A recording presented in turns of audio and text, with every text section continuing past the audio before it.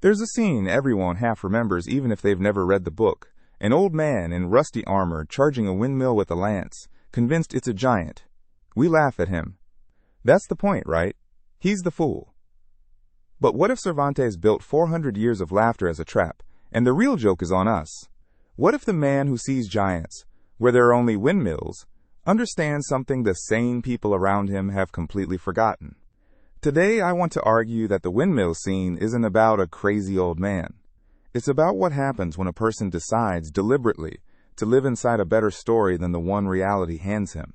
Stick with me, because Don Quixote's madness is far more calculated and far more dangerous than it first appears. Before the windmills, there's a library. Our hero starts as an ordinary middle-aged gentleman named Alonso Quixano, comfortable, bored, and utterly unremarkable. He does one thing to excess. He reads. Specifically, he devours chivalric romances, all knights and quests and impossible codes of honor. And somewhere in those pages, he makes a decision that changes everything. He doesn't just enjoy the stories. He chooses to become one.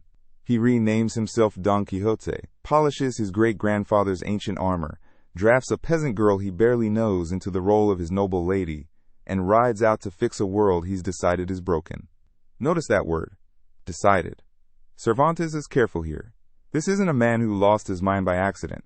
This is a man who looked at his small, dull life and swapped it for a grander one. The whole novel asks whether that swap makes him a lunatic or a hero. So we come to the windmills.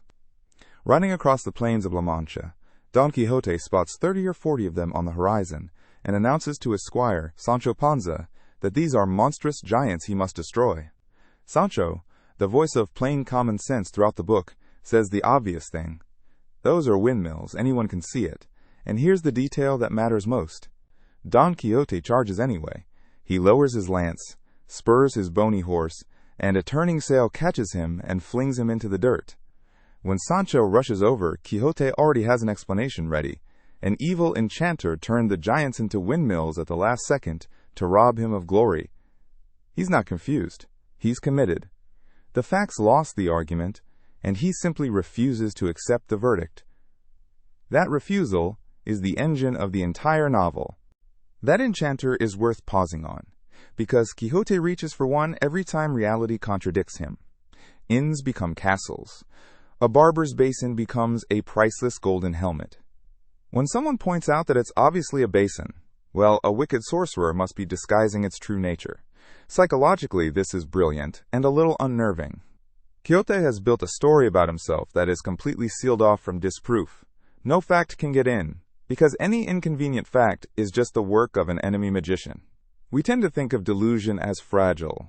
Poke it and it pops. Cervantes shows us the opposite. A delusion with a good enough excuse is unbreakable. And if that sounds uncomfortably familiar, it should. We all know people who cannot be argued out of a belief, because every counter-argument just becomes fresh proof of the conspiracy against them. Quixote invented that move 4 centuries ago. This is why Sancho Panza matters so much. If Quixote is pure imagination, Sancho is pure reality, a paunchy, practical farmer who wants dinner, a nap, and to survive the day. He follows his master mostly because Quixote has promised him the governorship of an island, which is its own kind of fantasy. For most of the book, Sancho is the reader's stand-in, rolling his eyes and pointing at the windmills. But watch what happens over hundreds of pages. The two men start to blur. Sancho begins speaking in his master's lofty language, half believing in the quest. Quixote, meanwhile, has moments of startling clarity and wisdom. Cervantes is doing something sneaky here. He refuses to let us keep madness and sanity in tidy separate boxes. The idealist and the realist need each other, argue constantly, and slowly trade places. Neither one, standing alone, turns out to be a whole person. So what are the windmills, really? I'd argue they're the moment the novel shows its hand. A windmill is a machine. Practical, modern, grinding grain, turning wind into bread. It's about as unromantic as an object can be. Quixote looks at this symbol of ordinary usefulness and insists on seeing a giant, an enemy worthy of a hero. In other words, he takes a dull world and re-enchants it. That's the secret engine of his madness. Not that he can't tell fantasy from fact, but that he prefers a world with giants in it.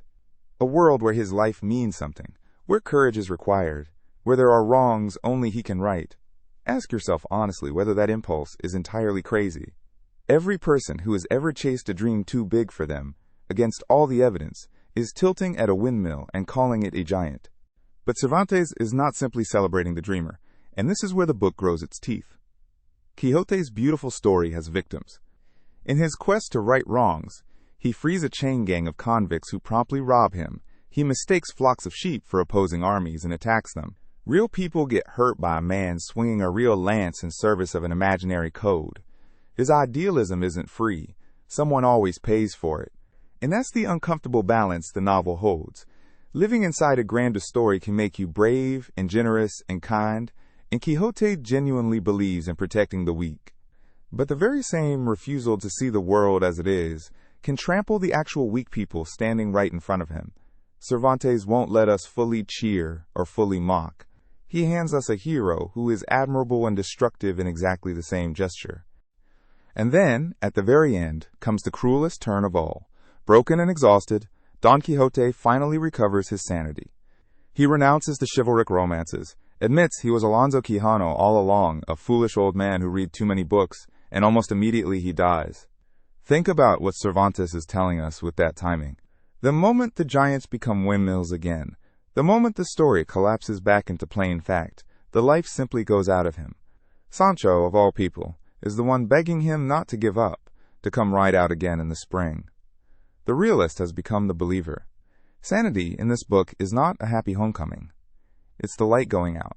Quixote only truly lives while he is mad, and the return to reason turns out to be indistinguishable from surrender, and then, quietly, from death itself.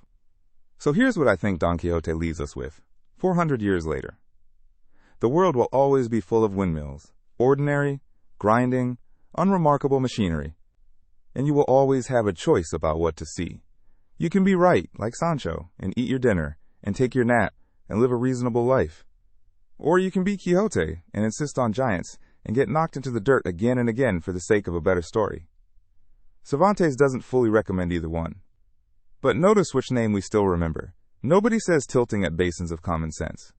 We say tilting at windmills, and we say it with a strange tenderness, because some part of us suspects the mad old man saw something the sane people missed.